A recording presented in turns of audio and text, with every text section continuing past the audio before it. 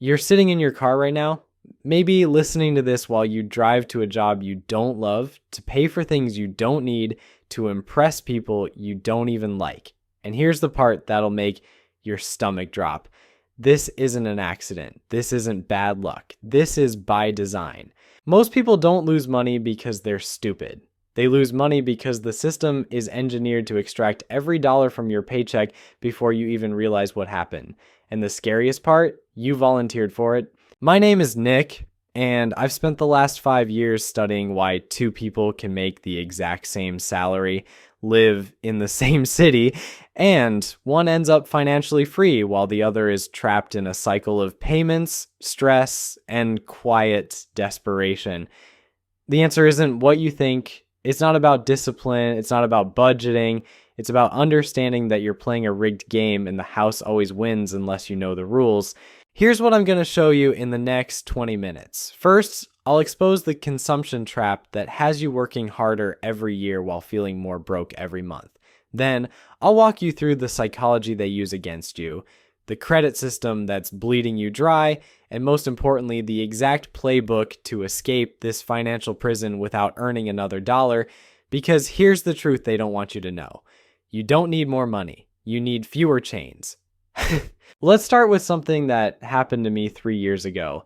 I was making decent money, around $70,000 a year. I had convinced myself I was doing well. I had a nice car, a decent apartment, the latest iPhone, and I was eating out whenever I wanted. On paper, I looked successful. But every month I'd check my bank account and wonder where the hell all my money went. Sound familiar? That's when I realized I wasn't building wealth. I was performing wealth. And there's a massive difference between the two. See, the consumption trap isn't about being poor. It's about spending money to feel rich instead of building actual wealth.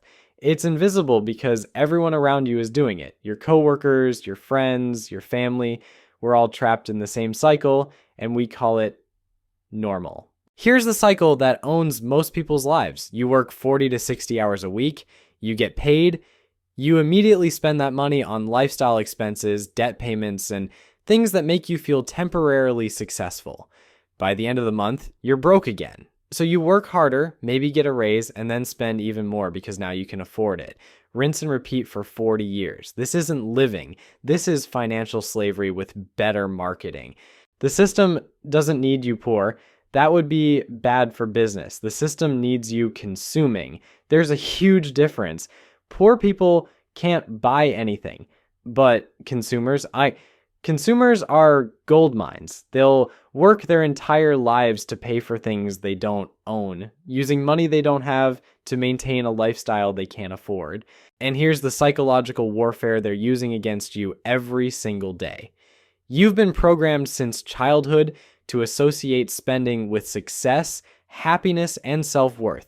Every commercial, every social media post, every movie you've ever watched has been conditioning you to believe that you are what you buy, that your value as a human being is directly correlated to your consumption level. They've created a culture where buying something feels like an achievement, where retail therapy is a real thing people say with a straight face, where buy now, pay later isn't seen as debt, but as convenience. And my personal favorite, where a credit score has become more important than actual wealth. Think about that for a second.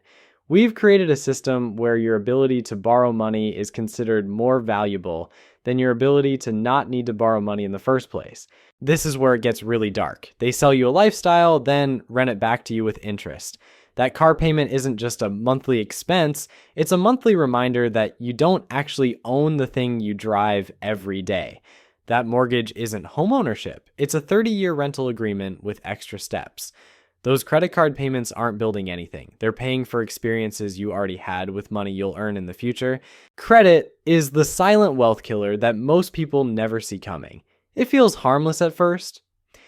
Actually, it feels helpful. Need a car? Here's a loan. Want to go on vacation? Here's a credit card. Want to buy furniture for your new place? No problem. 0% interest for 12 months. What they don't tell you is that credit is just future labor sold at a discount. Every dollar you borrow is a dollar your future self has to earn, plus interest, plus opportunity cost. Let me show you the math that'll make your head spin. Let's say you finance a $25,000 car at 6% interest over 5 years. Your monthly payment is about $483. Over 5 years, you'll pay almost $29,000 for a car that's worth maybe $15,000 when you're done. But here's the part that should keep you awake at night.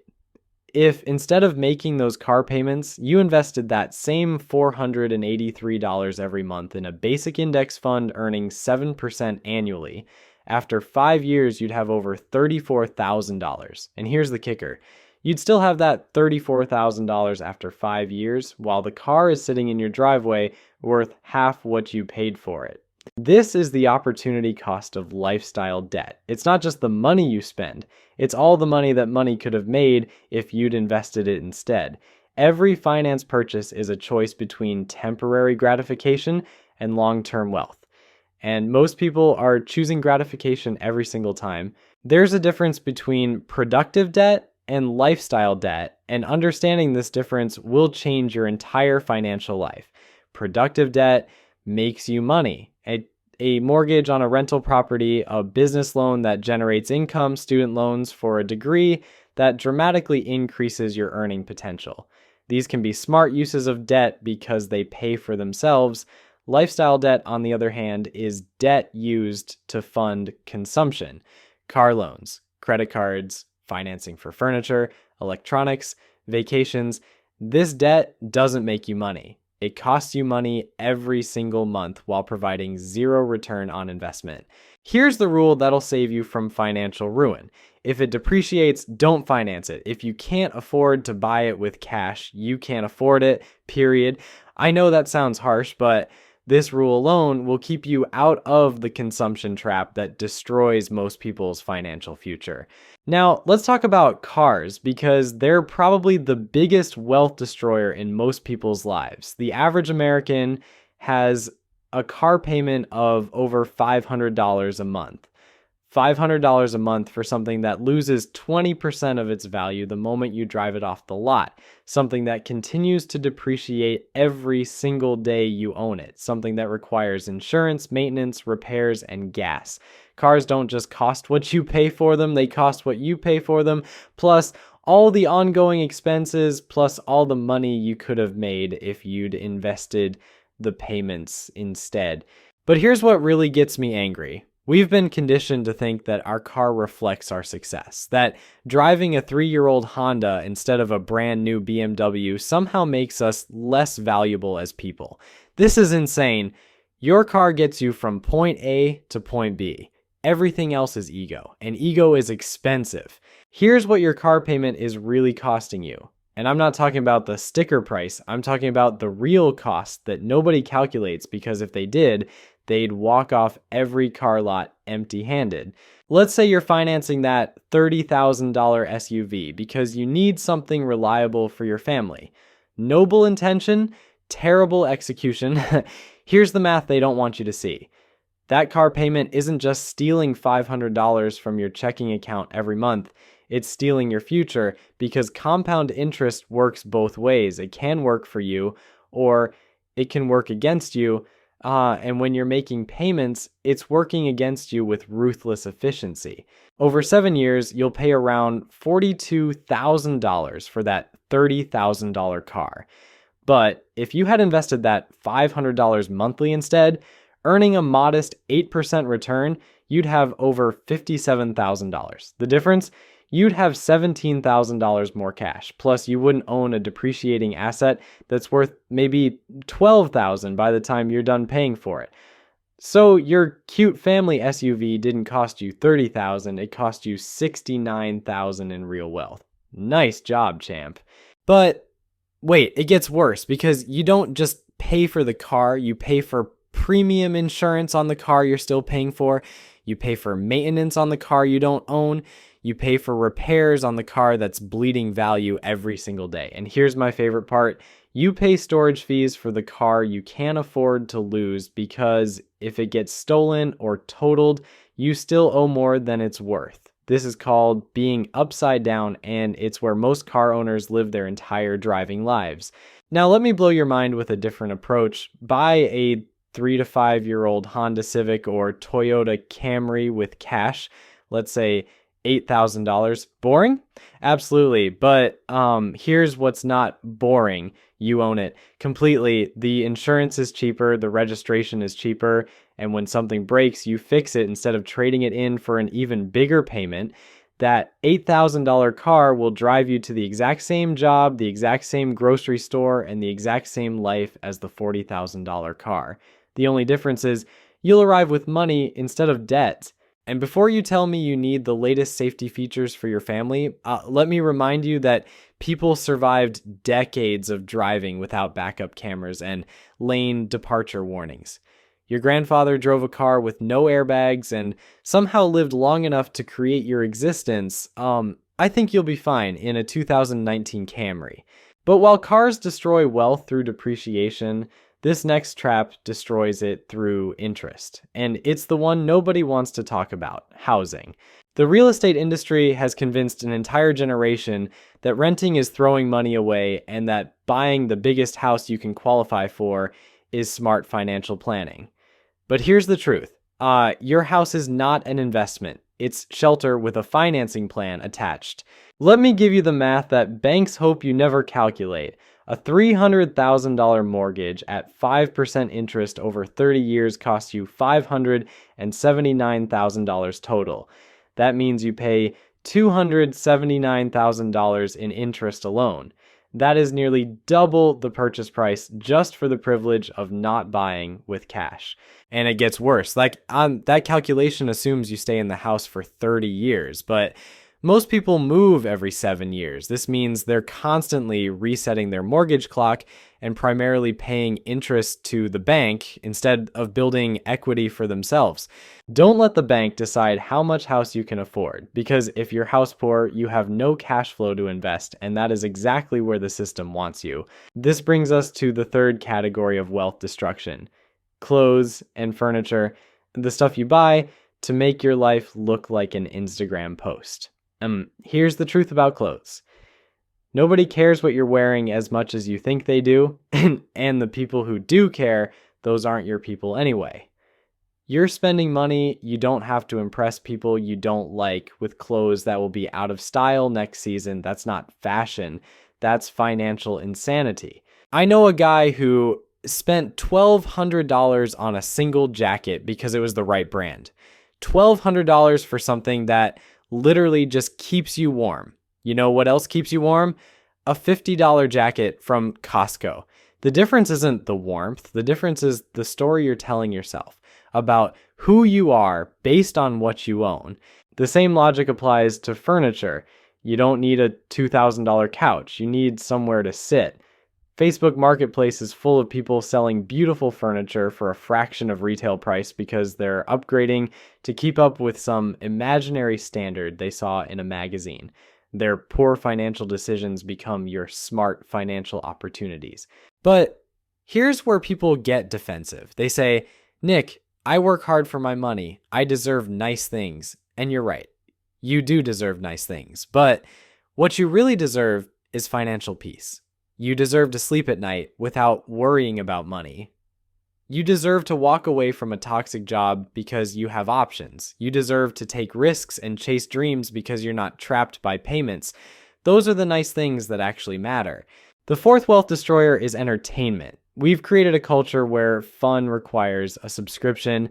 Netflix, Spotify, Disney Plus, Amazon Prime, gym memberships we don't use, apps we forgot we downloaded. Death by 1,000 tiny cuts. Each one seems harmless. It's only $12 a month, but $12 times 20 subscriptions times 12 months is almost $3,000 a year. For what? The privilege of having more content than you could consume in 3 lifetimes? Here's a radical idea. Fun doesn't need a monthly payment. Walking is free.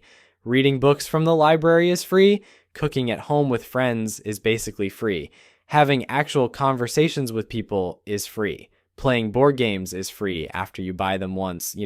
Watching sunsets, surprisingly, still free. We've been conditioned to think that entertainment has to cost money, but the most memorable experiences usually don't.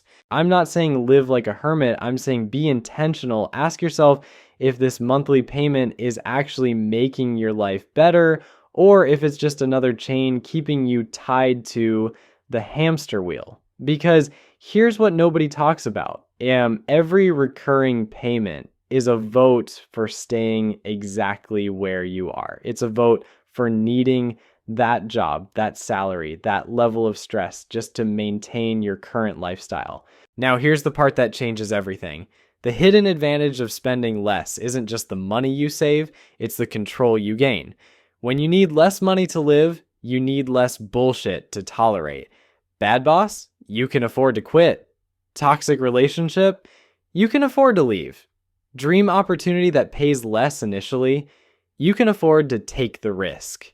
This is why frugality isn't about deprivation. It's about buying your freedom $1 at a time. Most people think the path to wealth is earning more money. That's like trying to fill a bucket with holes in the bottom. You can pour water faster, but you're still going to lose most of it. The real secret is plugging the holes first. Because every dollar you don't waste becomes a dollar that can work for you instead of against you. Here's the mindset shift that changed my life. I stopped asking, can I afford this? And started asking, what is this really costing me? Because everything has an opportunity cost. That $200 dinner isn't just $200, it's $200 that could have been invested, grown, and eventually become $300, $500, or $1,000, depending on how long you let compound interest work its magic. This is where we separate the consumers from the builders. Consumers ask how much something costs. Builders ask what something is worth. Consumers focus on monthly payments. Builders focus on total cost of ownership. Consumers buy things to feel successful. Builders buy assets to become successful. And here's the beautiful irony. The less you spend on meaningless stuff, the more money you have for meaningful stuff. Want to travel the world? Stop financing cars and you'll have a travel fund. Want to start a business? Stop buying clothes to impress coworkers and you'll have startup capital. Want to retire early? Stop paying interest to banks and start collecting interest from investments. The beautiful thing about escaping the consumption trap is that it's not about becoming some extreme minimalist who lives in a van and eats beans for every meal. Although if that's your thing, more power to you. It's about becoming intentional with your choices instead of letting marketing algorithms decide how you spend your paycheck. Here's what most people don't realize. Every dollar you don't waste becomes an employee working for you. Think about that for a second. That $5 coffee you buy without thinking, if you invested that $5 every day instead, earning a 10% return, after 30 years, you'd have over $300,000. That single daily coffee habit is literally worth more than most people's retirement accounts. But nobody thinks about it that way because a $5 coffee feels harmless. It's just $5, right? Wrong. It's $5 plus 30 years of compound interest. That's the most expensive cup of coffee in human history.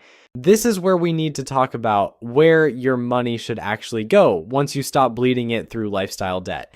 Because saving money just to have it sit in a checking account earning 0.01% interest is almost as stupid as spending it on things you don't need. Your money needs to work harder than you do. Step 1 is building what I call your freedom buffer. This is your emergency fund, but I hate that term because it makes it sound scary and complicated. Your freedom buffer is just 3 to 6 months of expenses sitting in a high yield savings account. This isn't money you invest. This isn't money you touch unless something genuinely goes wrong. This is the money that lets you sleep at night knowing that if your car breaks down, your boss fires you, or your landlord decides to sell the building, you won't be financially destroyed. Most people skip this step because it's boring. There's no dopamine hit from having money sitting in an account doing nothing.